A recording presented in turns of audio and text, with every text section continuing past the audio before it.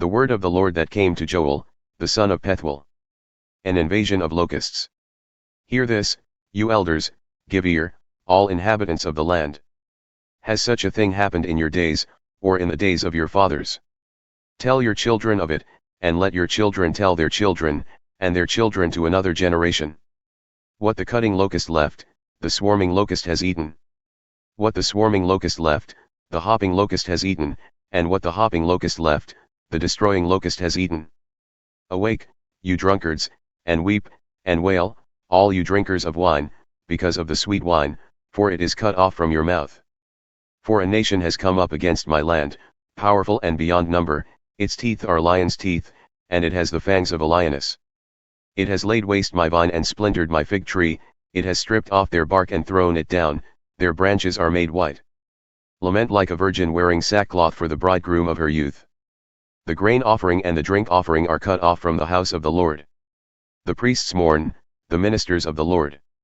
The fields are destroyed, the ground mourns, because the grain is destroyed, the wine dries up, the oil languishes. Be ashamed, O tillers of the soil, wail, O vine dressers, for the wheat and the barley, because the harvest of the field has perished. The vine dries up, the fig tree languishes. Pomegranate, palm, and apple, all the trees of the field are dried up, and gladness dries up from the children of man. A call to repentance. Put on sackcloth and lament, O priests, wail, O ministers of the altar. Go in, pass the night in sackcloth, O ministers of my God. Because grain offering and drink offering are withheld from the house of your God. Consecrate a fast, call a solemn assembly. Gather the elders and all the inhabitants of the land to the house of the Lord your God, and cry out to the Lord. Alas for the day! For the day of the Lord is near, and as destruction from the Almighty it comes.